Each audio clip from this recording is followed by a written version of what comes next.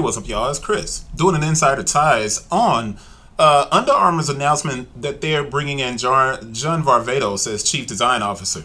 And if you look right next to me, you'll see the article, and I say that this feels way too familiar. Now, there's a reason I'm bringing this up. If I'm going to go out, because this is going to turn into a really a search and research kind of situation. Now I'm looking at the year for Under Armour, and we'll note that Under Armour got back up to $11.17 back in February. But if you go in, you start to break down the stock price of UA, what you'll recognize is that the company has dropped all the way back down to $6.78. Of course, it's after hours.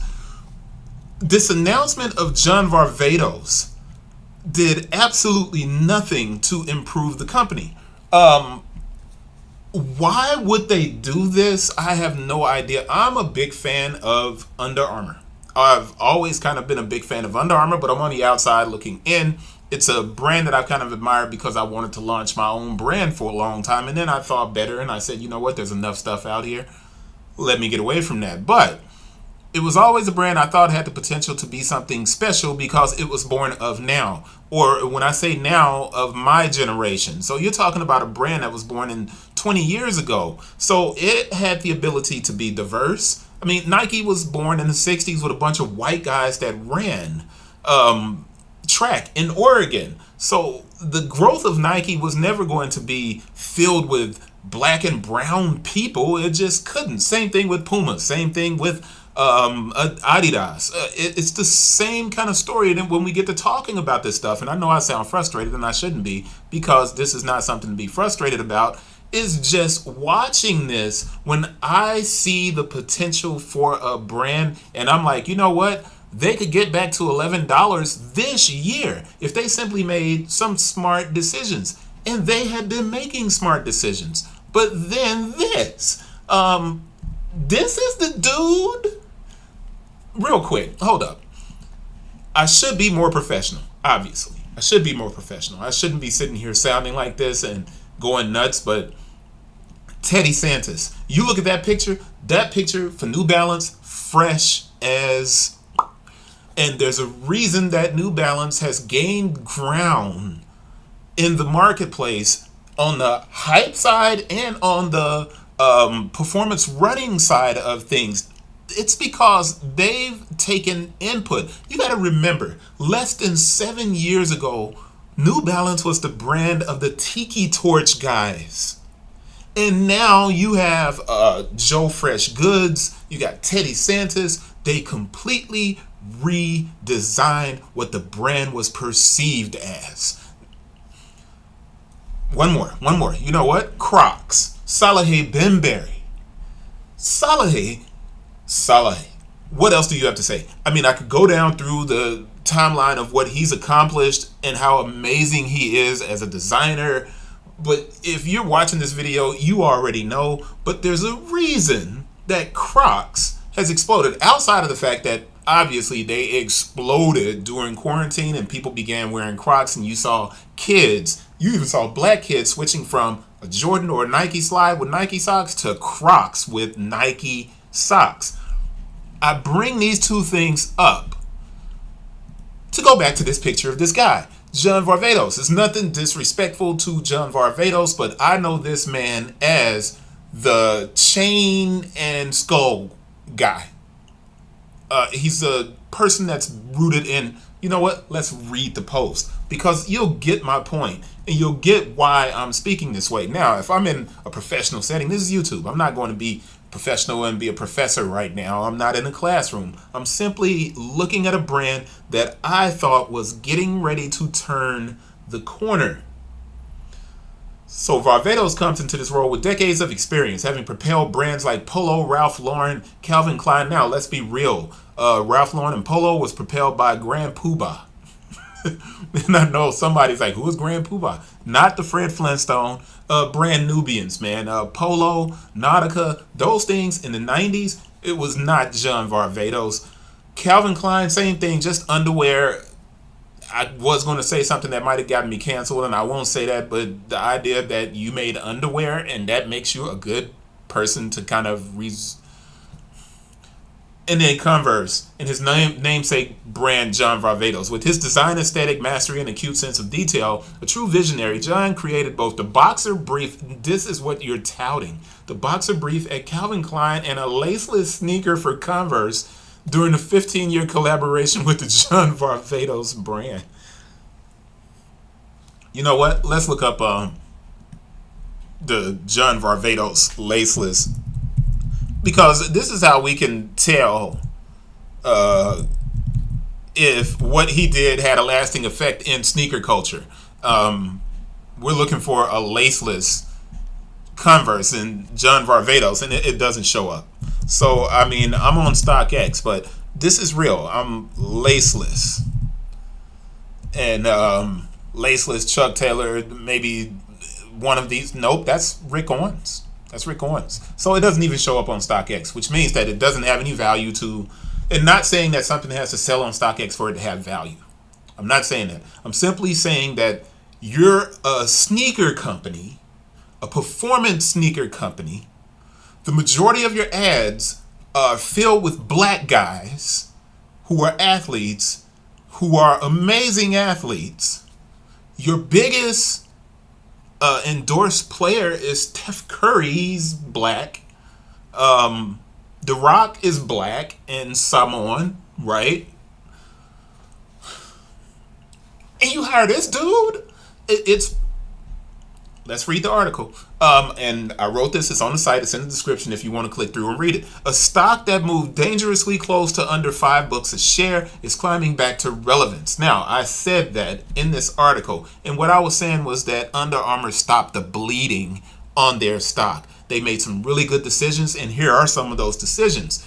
The opening of stores like the UA Battersea Power Station in the UK, where what's his name? Anthony Joshua punched through the window to open the store. It was amazing. The Slip Speed, which is a shoe that's for off the field and on the field.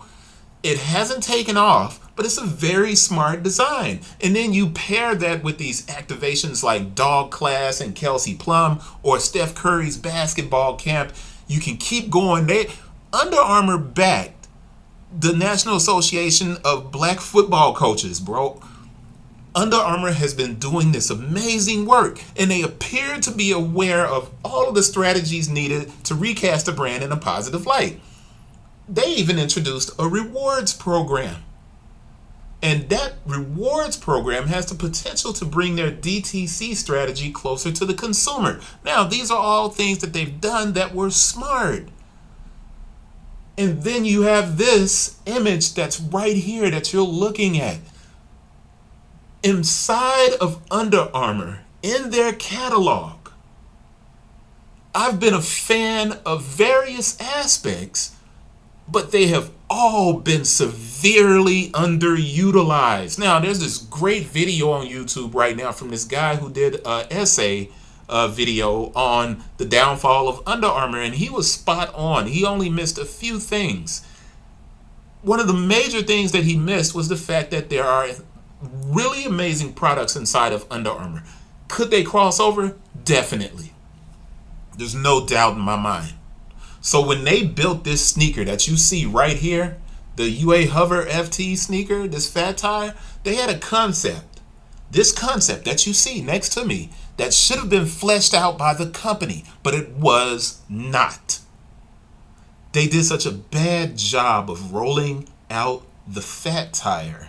It became hidden and lost to time, and now they're on the page and they're not selling through because people don't even know they exist. And the brand has done very little to highlight the potential of this. Now, when I saw this picture next to me that you guys are looking at, I labeled it as an urban ninja because that's what it looks like. The creative minds inside who created this product, they had something that could have crossed over. Why is this important?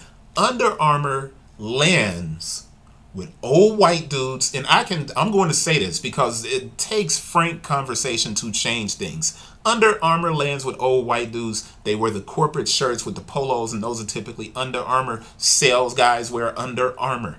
Little kids wear Under Armour. Their parents buy Under Armour for them, so you have a lot of women who will buy Under Armour. Under Armour is not a small company. I may speak of it as if it's a small company. It is not. It's a $3 to $5 million company. But here's the interesting thing. New Balance is blown up. Brooks Running is now a $1 billion company. There are companies creeping up on Under Armour, and Under Armour is doing nothing with what they have inside. Specifically, this collection that they could have done was never produced. So that image that you see to my left, I think it's to my left, right? Nothing came of it.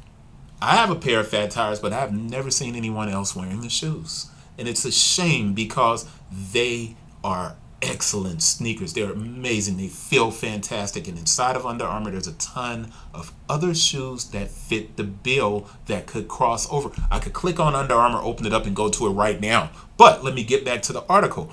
Unfortunately, like many other times for Under Armour, they never capitalized on the moment, which is way too bad because buried in the site, like I said,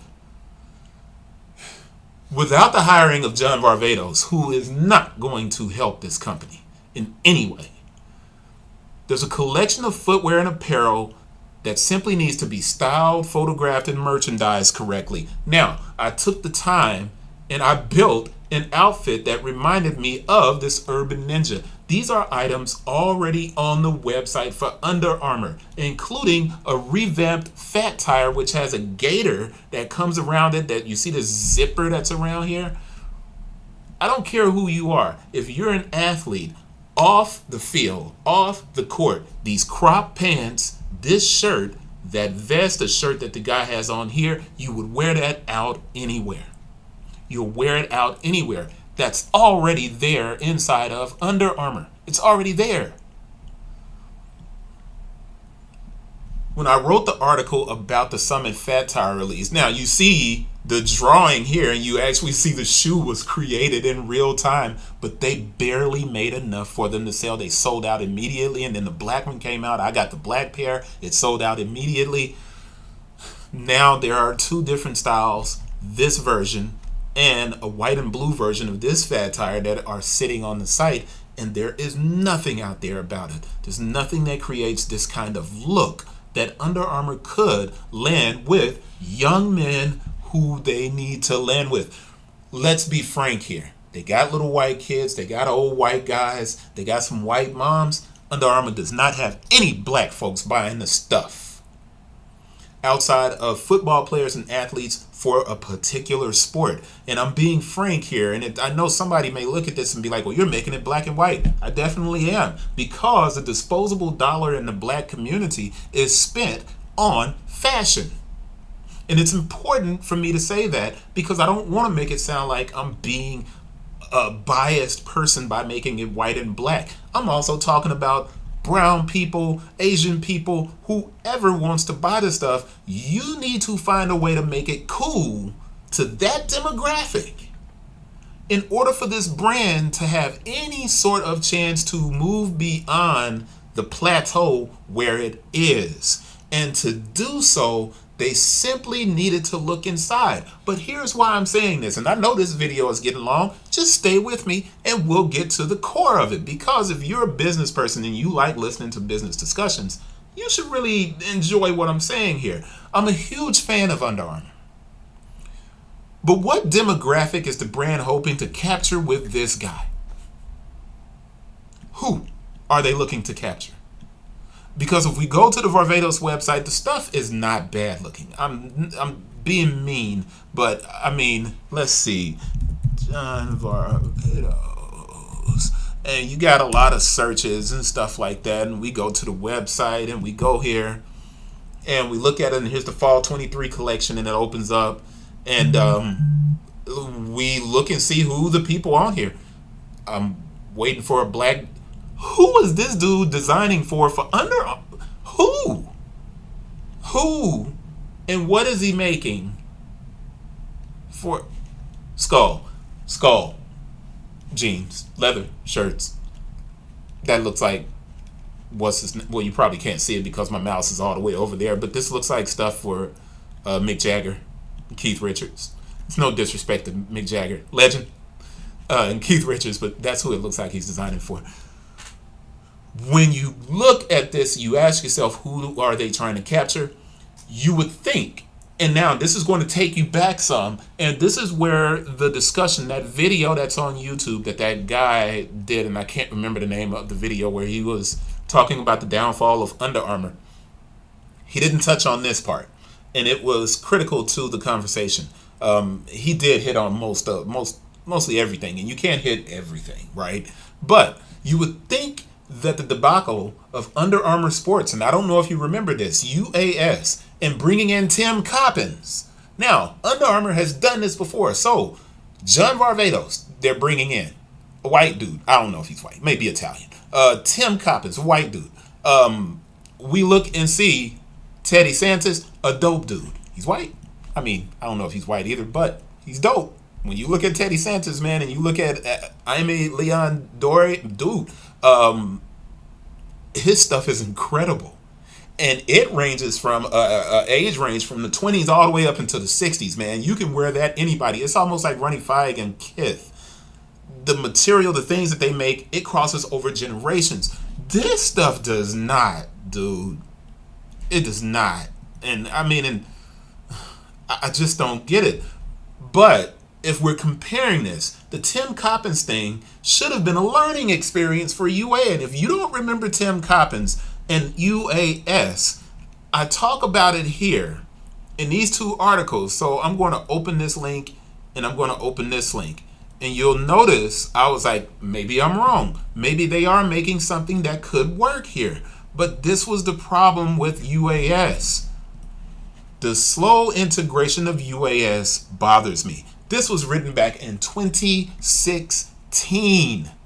And when I wrote it, I made sure to explain that Nike, the brand that Under Armour truly claims to be trying to chase down, Nike utilizes their athletes to push their product into a situation where that product is worn on the street. So at the time they had Allison Felix, they lost her because Nike mistreated her. They had KD, Kyrie, Neymar. Now they don't have, whoa, I'm looking at this and I'm like, they don't even have those guys. But that's not the point. The point is Nike used their athletes. Going down some more, Adidas used their athletes. Kyle Lowry, Von Miller, Damian Lillard. So you have Adidas creating this product that they want to transition off the court. And you start looking at, and I'm putting this link on here. I don't even know if it's going to load and go anywhere because it's so old.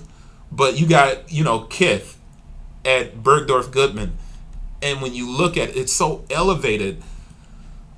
These are the things that Under Armour needs because they have the performance side down. They have it down.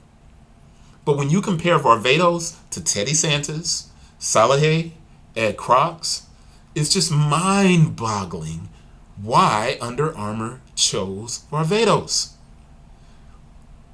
Just when it seems Under Armour is turning a corner, they do something that doesn't make sense. Varvatos' aesthetic tends to be rock and roll influenced in many instances, as we've seen on the website. When I use Bing AI and I ask the question, who is John Varvatos' target audience? The response is, John Varvatos is an American fashion designer who has been known for his rock and roll inspired clothing line. His target audience is men who are interested in rock music and fashion. That's not the group that Under Armour needs to target at all. At all. They have that young athlete who will wear that stuff off the court, but you have to get them into it first. And you already have the people on the inside. Varvatos doesn't necessarily appeal to sneaker culture or fashion as it relates to the market Under Armour needs to target. When UAS launched with Tim Coppens, I questioned why, although I tried to give it a chance. But if UA proceeds with Varvatos in a similar manner, the result could be the same when all the brand needs is right inside of what they already have. They have the people inside. And I don't care who you are. You can't front. If I go to underarmour.com, I'm going to space that out. I'm going to hit it. If I go here, and of course, you guys are going to be like, nah, that slip speed is whack. It's not the matter of it being whack to you. It's the matter of how it performs. You can use it as a training shoe on the field. You can use it doing plyometrics, and then you can fold it down like a slipper and wear it off the court. Market it the correct way, and it moves between demographics. Now, I'm going to show you another section of clothing for Under Armour, and I'm going to their military and tactical section because they gear it directly towards good old boys who drive big trucks. And we know that because the moment you look on the page, you see UA Freedom. They know who they have. But here's the crazy part of it.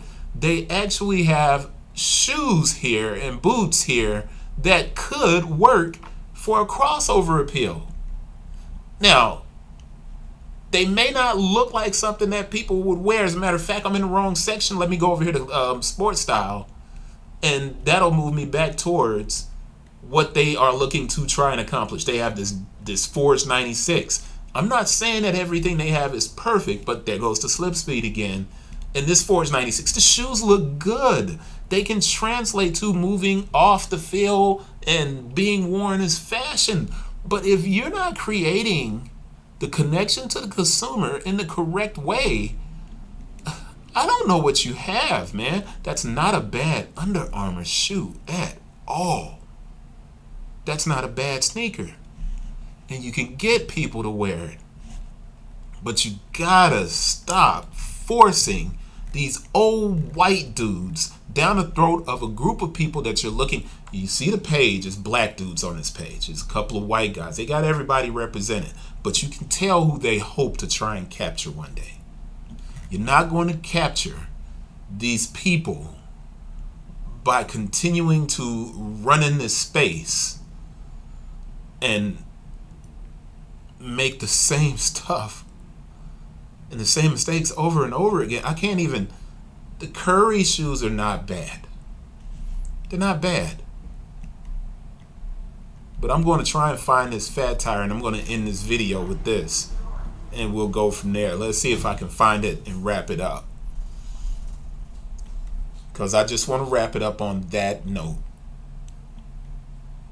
So I'm getting there. I should just do a search for it. I know somebody's like, dude, get there and end the video. So I'm going to end the video as soon as I get to it, but it's taking longer to find it. But this is perfectly, this is actually exactly what I'm saying about Under Armour. They have the things that they could sell buried inside of the site.